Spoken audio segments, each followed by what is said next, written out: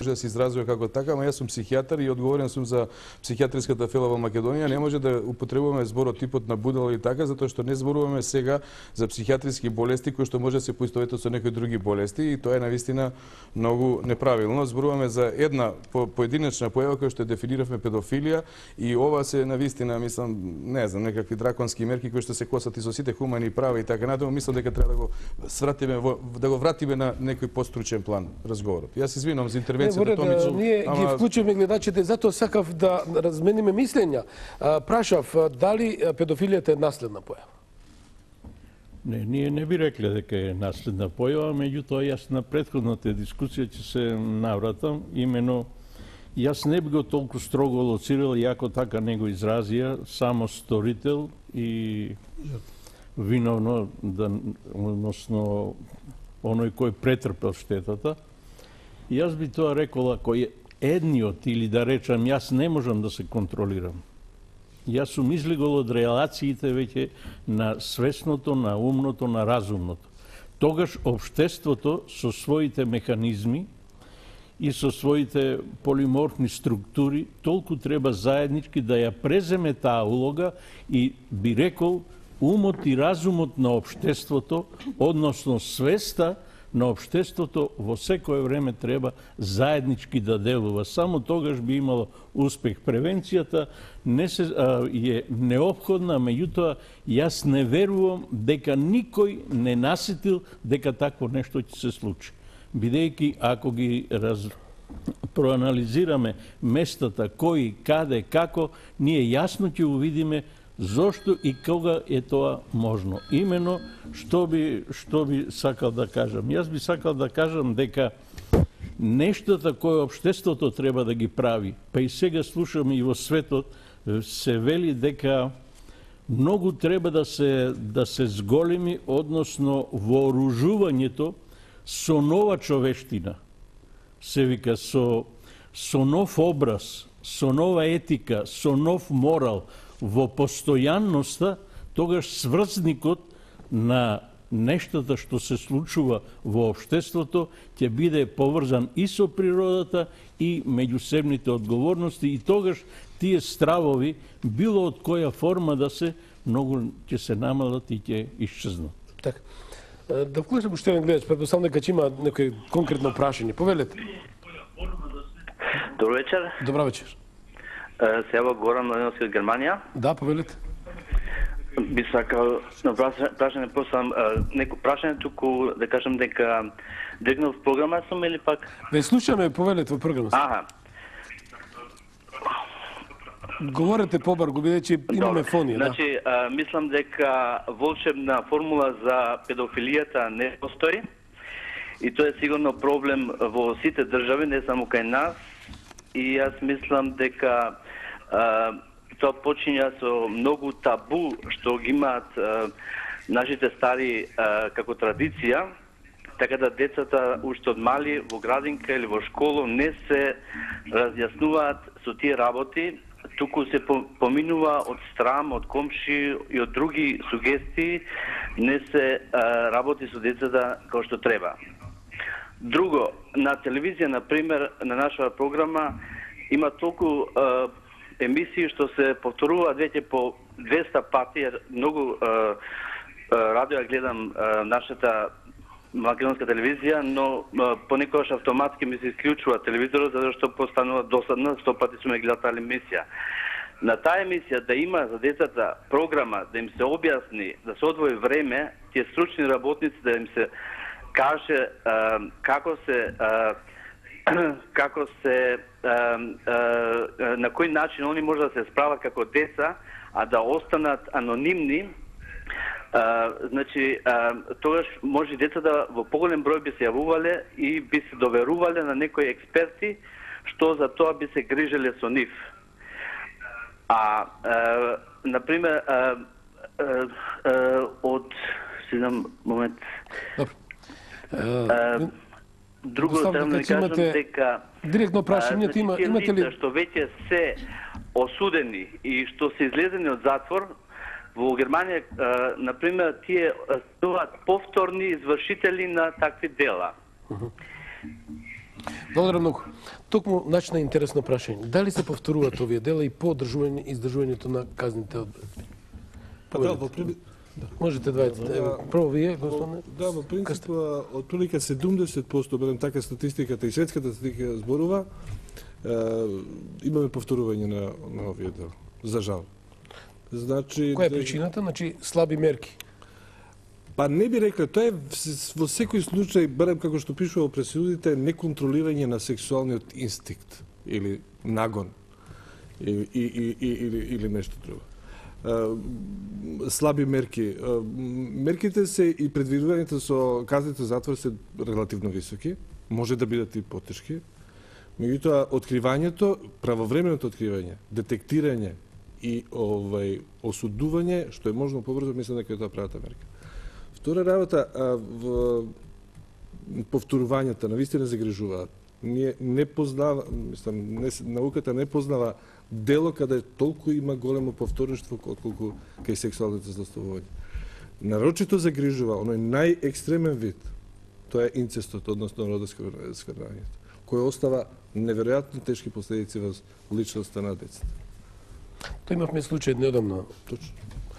Но, господин Змјан, вие дадовте еден предлог, ако добро ме служи меморија, а денеска видов во некои од информативни политичките емисии идејата да се хемиска кастрација. Значи, како казнена одредба, да речам, или мерка, било тврдено од Судот за човековите права во Страсбург. Дали ова е добро решение, со оглед казна, ќе го испратат во затвор, ќе помине, тоа е повторно, ќе ги повтори делата. Ја ги прашали докторите потоа и вас би ве прашал како амбасадор Меѓеши. Нашата заложба беше да ни дадат државните институции гаранција дека педофилот нема да го повтори делото и дека ќе има сигурен третман со него. Крсте рече дека тоа се 70%, ние ќе кажеме и 100% го повторуваат делото. Значи, ако полицијата не даде гаранција дека по напуштањето затвор ќе биде следен, на било кој начин, дали со микрочипови, локатори, ако не се пријава во Центарот за социјална работа и тој е на слобода, тој го повтори делото, има решение како во Канада, затвор болница или во европското законодавство казните се повеќе децениски. Ние кажавме доживотен затвор не само како репресивна мерка, туку како превентивна. Едноставно тој човек ќе биде за секогаш во една целосна изолација и не ќе има можност да го повтори делото и да ги повреди децата. Не убедија ни невропсихијатрите, ни психијатрите, ни психолозите дека има сигурен третман. Дури мислам дека се поделени, едни велат дека е болест, други дека не е болест, него пресметлив човек со јасни сексуални намери и нагони, кој не може да ги контролира. Така да се додека не се стави на некој начин контрола на педофилите, сметаме дека повисокото казнување е вистинско решение. Иако пак се враќаме на превентивно дело. Родителите да, училиштето да. Господинот Гиновски го кажа случајот со еден затвореник во затворот. Јас претпоставам дека тоа станува збор за Коле Неделковски, наставникот по музичко, кој сексуално ги вознемируваше и злоупотребуваше децата. Да не беше таа наставничка да разговара со тие деца на тема сексуално злоставување и злоупотреба, децата немаше да се доверат. И всушност благодарение на таа наставничка се подигна револтот кај родителите и заедно со амбасадата Меѓеши и новинарите, уште тогаш инсистиравме казните да бидат наместо 3, минимум 5 години, да можете да замислите да уште тогаш успеавме толку високи казни како сега. Верувам дека тие педофили барем на подолг период ќе беа на сигурно и верувам дека немаше да има толку повторништво од страна на педофилите во Република Македонија. Професоре, дали може тука, дали се работи можеби нехуман чин ако се случи таа хемиска кастрација, со тоа да се невозможи повторно таков чин да го стори сторител?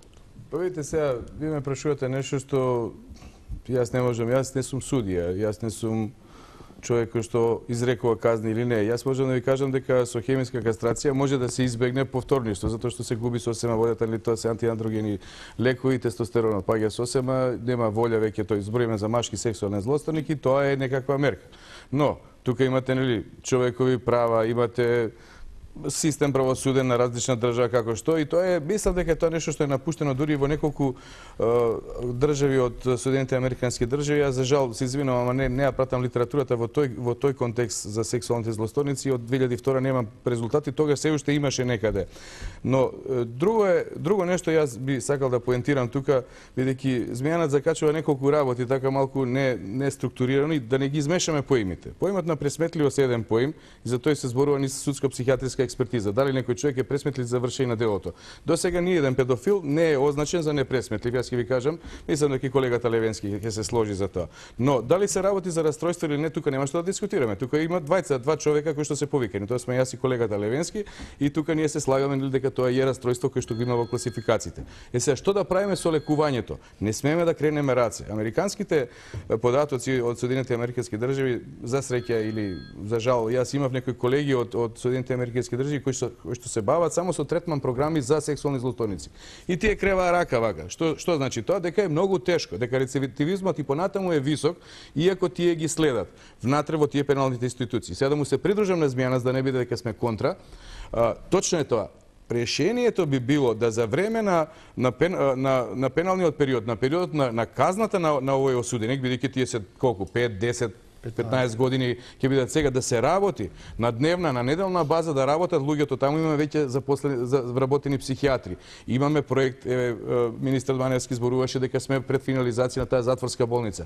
Па конечно тоа треба да проработи. Овие емисии треба да иницираат државната, мислам на општествено ниво, општествената акција, да сите институции се размрдаат малку и проработат. Али секој да си ја превземе својата одговорност. Значи, ние како медицинска или психијатриска фела да таму некаде во тие затворски услови едуцираме луѓе кои што ќе работат конкретно со овие луѓе, ќе ги следат. Следење постпенално, да, секако. Постојат во Америка. Јас се извинувам. Но да вклучиме еден гледач. Да даде гаранции Секако. за социјална работа. Да вклучиме еден гледач. Што мисли гледачот? Добро вечер. Повелете во програмот. Повелете.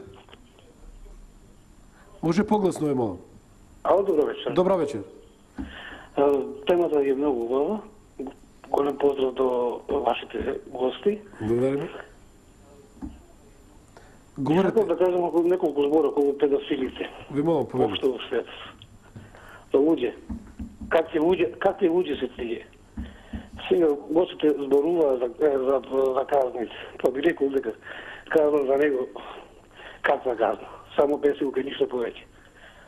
Што е она дете? Уништено. Уништено е детето. А вие зборувате за казни за еден педофил. Благодарам. Благодарам. Емотивноста, емоцијата е евидентна и реално во секој случај. Ова е сосем нормална реакција. Кога ќе се додирне допре нашето дете, сите реагираме вака. И нормално е тоа, зашто детето е најсветото, најчистото нешто, и кога некој ќе го загрози, го загрозува неговиот физички интегритет, ако сакате, интегритетот на личноста, ова е нормална реакција. И во затворите се случува исто. Овие се најомрзнатите затвореници. Сите ги тепат и сите ги овако. Никој не може да свати. Зошто? Затоа што никој нема таква извртена мисла дека може да сексуално се задоволува со дете. Дури ни некој психопат кој што краде, лаже, убива и така натаму, па лежи и затвори толку и толку, туѓа му е мисла. И тука може да зборуваме што се тие когнитивни дисторзии или мисловни искривувања кај овие луѓе. Јас извинувам што го земам зборот повторно и узурпирам доста време, ама ќе се обидам да не се јавувам понатака во емисијата. 67 сексуални злосторници испитува во периодот од 2000 до 2002 година во затворот Идризово и затворот Шутка, некои имав податоци од таму.